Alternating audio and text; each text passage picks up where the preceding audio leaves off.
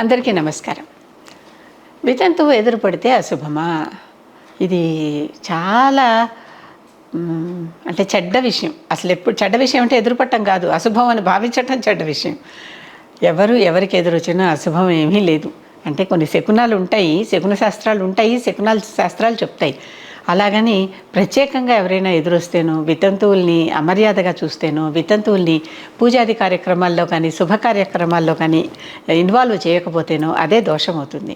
వితంతువులో కూడా తాను ఉన్నాను అని అమ్మవారు చెప్తుంది. అంటే అన్నీ నేనే, ఈ ప్రపంచంలో ఎక్కడ ఏ స్త్రీమూర్తి ఉన్నా వాటన్నిటిలో నేనే ఉన్నాను అని చెప్తుంది. చివరికి నేను చాకలి దానిలోనూ నేనే ఉన్నాను, శూద్ర దానిలోనూ నేనే ఉన్నాను, వేశ్యలోనూ నేనే ఉన్నాను, గణికలోనూ నేనే ఉన్నాను, దీంట్లో ఉన్నాను దాంట్లో లేను అని లేదు. ప్రతి స్త్రీ రూపంలో కూడా నేను ఉన్నాను. అందుకని దశమహావిద్యల రూపంలో ఒక రూపం విధవ స్వరూపం. విధవ అంటే ధౌడు లేనటువంటిది అని. ధౌడు అంటే భర్త. మాధవుడు అంటాం కదా, మాకి ధవుడు. మా అంటే ఎవరు? లక్ష్మీదేవి. మాకి ధవుడు కనుక ఆయన మాధవుడు. అదే శివుడైతే ఉమాధవుడు. ఉమకి ధవుడు కనుక ఆయన ఉమాధవుడు. కనుక ధవ శబ్దానికి భర్త అని అర్థం ఉన్నది. విధవ అంటే వి లేదు, ఆ ధవుడు లేడు ఆవిడికి, కనుక భర్త లేనటువంటి స్త్రీ అని చెప్పేటటువంటిది. అది కూడా ఏదో తిట్టువాక్యంగా వాడాల్సినటువంటి వస్తువు, మాట పదం కానే కాదు. అలాగే వితంతువు అనే పదం కూడా వాడతారు. మాంగళ్యం అనే తంతువు వివాహ సమయంలో భర్త చేత భార్యకి కట్టబడుతుంది. అంటే ఆ వధువుకి వరుడు కడతాడు. కడుతూ ఈ తంతువు నా జీవనానికి హేతువు, నీ మెడలో కడుతున్నాను, దీన్ని ధరించి నువ్వు 100 సంవత్సరాలు చక్కగా హాయిగా ఉందువుగాక అని దీవిస్తాడు ఆవిడ్ని, ఆ అమ్మాయిని, భార్యని. అందుకని ఈ తంతువు భర్త ద్వారా భార్యకి సంక్రమించింది కనుక భర్త వెళ్ళిపోయాక ఆ తంతువుని తీసేస్తారు. తంతువు లేనిది కనుక ఆవిడ వితంతువు, ధౌడు లేడు కనుక విధవ. ఈ పదాలు అలా మాత్రమే వచ్చినాయి. అంతేగాని వీరు అమర్యాద పరులు అని కాదు. అప్పటిదాకా ఉన్న మర్యాద ఏమైపోతుంది? అప్పటిదాకా ఉన్న జ్ఞానమో విజ్ఞానమో ఉపాసనో భక్తో వాళ్ళకు ఉన్నటువంటి సామర్థ్యమో ఎక్కడ మాయమైపోతుంది?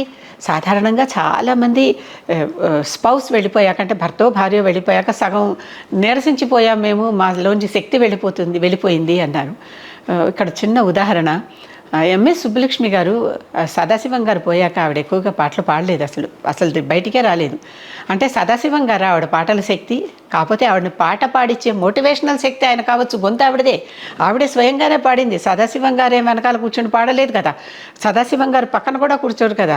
ఆవిడ పక్కన ఉన్నటువంటి కోసింగర్స్తోనూ ఇతర వాయిద్య సహకారులతోనూ కలిసి పాడింది. అంటే ఆవిడ ఏమని భావించింది? నా భర్తే నాకు అసలైన నన్ను ప్రోత్సహించి నన్ను ఈ రంగంలో ప్రవేశపెట్టినటువంటి వాడు కనుక ఆయన లేకపోతే నాకు పాడే మనస్సు లేదని పాడలేదు తప్పితే ఆవిడ శక్తి సామర్థ్యాలేవి ఒక్క రోజులో క్షీణించిపోవు కదా. అది అందరూ గమనించుకోవాలి. కనుక ఈ రకంగా భావించే వారిది ఇమోషన్ భావనలోనే అంతా ఉన్నదని ముందరే చెప్తున్నాను కదా. కనుక ఆ ఇమోషన్ని పక్కన పెడితే వితంతువు కూడా అంతకు పూర్వం ఏమేమి శక్తి సామర్థ్యాలు ఉన్నాయో అన్నీ ఆ తర్వాత కూడా యథాతథంగా ఉంటాయి. ఏమీ మార్పులు ఉండవు, ఏమీ ఎక్కువ తక్కువలు ఉండవు, యథాతథంగా ఉంటాయి. అటువంటి వితంతువుని తక్కువ చూడటం ఎప్పుడూ కూడా ఎదురొస్తే అశుభమా అంటే శకున శాస్త్రంలో రాసిన మాట కరెక్టే, నేను దీన్ని విభేదించటం లేదు. కానీ శాస్త్రాల్లో ఉన్న వాటన్నిటినీ పాటిస్తున్నామా? ఈ రోజుల ప్రకారం వారు ఏం తప్పు చేశారని మళ్ళీ లాజిక్ కూడా వస్తుందిగా. మళ్ళీ అమ్మవారే చెప్పిందిగా అన్నిట్లో నేనున్నానని. అమ్మవారు ఒకసారి దశమహావిద్యల ప్రకటన చేసినప్పుడు, ఒకసారి కాదులేండి, ఆవిడ 2 సార్లు చేశారు ఈ దశమహావిద్యల ప్రకటన. అంటే విద్యలలో అంటే 10 రూపాలలో ఆవిడ ప్రకటితమయ్యారు. ఆ 10 రూపాలలో ఒక రూపం ధూమావతి.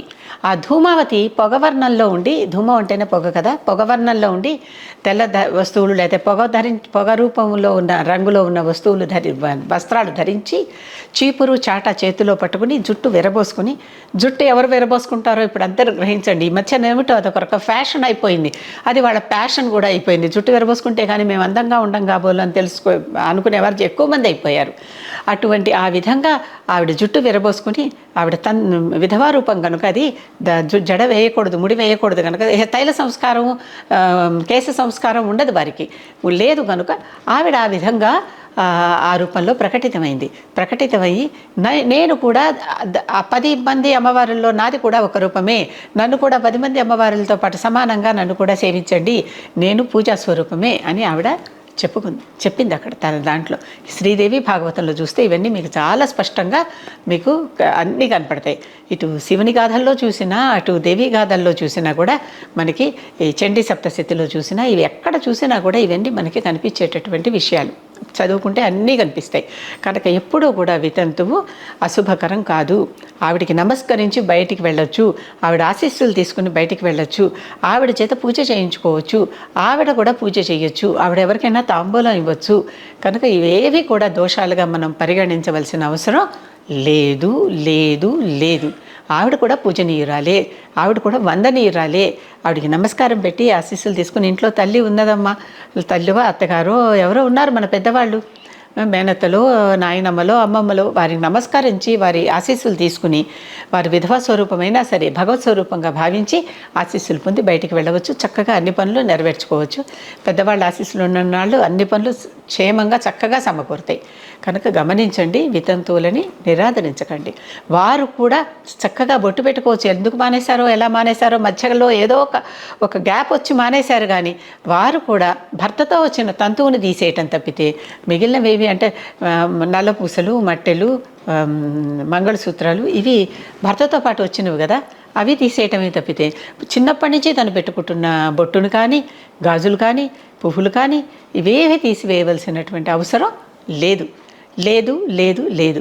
గమనించాల్సింది ఎక్కడైనా ఏ శాస్త్రంలో అయినా ఇవి స్త్రీకి పనికిరావు అని ఉన్నాయా? మన వ్యాసుడు రాసినటువంటి, అంటే వ్యాసుడు చెప్పనటువంటిది విషయం ఏమీ లేదు కదా. వ్యాసుడు ఎక్కడైనా ఇవి ఈ స్త్రీలకి కూడదు అని చెప్పాడా? మరి వ్యాసుడే చెప్పండి, మనకెందుకమ్మా? అందరూ ఆలోచించండి. కాస్త వివేచన కూడా కావాలి కదా. భర్తతో వచ్చినాయి, భర్తతో పోయినాయి. ఏవి తంతువు కానీ, అంటే మాంగళ్య తంతువు కానీ, నల్లపూసలు కానీ, మెట్టెలు కానీ, అవి తీసేసాం, అయిపోయింది. మరి మిగిలినవి ఇంకా అంతే. అది గమనించండి. అంతేకాదు ఒకటి పాపిటలో కుంకుమ మాత్రం ముత్తైదుకు చిహ్నంగా, అంటే ఇక్కడ శ్రీ మహాలక్ష్మి కొలువై ఉంటుంది ముత్తైదుకి. కనుక ఈ పాపిటలో కుంకుమ పెట్టుకుంటే లక్ష్మీదేవికి పూజ చేసినట్టు, మన లక్ష్మి మనతోనే లక్ష్మీదేవికి పూజ చేసినట్టు. కనుక ఈ లక్ష్మీదేవికి పూజ చేసిన సందర్భంగా ఇక్కడ కుంకుమ, ఆవిడికి పూజిస్తూ ఇక్కడ కుంకుమ పెట్టుకుంటాం కనుక అక్కడ మాత్రం పెట్టుకోక్కర్లేదు. ఎందుకంటే ఆ లక్ష్మీదేవి ముత్తైదు సీమంతంలో మాత్రమే ఉంటుంది. సీమంతం అంటే పాపిట, ముత్తైదు సీమంతంలో మాత్రమే లక్ష్మీదేవి ఉంటుంది. కనుక అక్కడ మాత్రం పెట్టుకోకర్లేదు. మిగిలిన బొట్టు ఇక్కడ పెట్టుకోవచ్చు, ఇక్కడ పెట్టుకోవచ్చు, ఎక్కడైనా పెట్టుకోవచ్చు. అది సంగతి. కనుక వితంతువుల్ని ఎటువంటి పరిస్థితుల్లోనూ తక్కువగా చూడవలసిన అవసరం లేదు.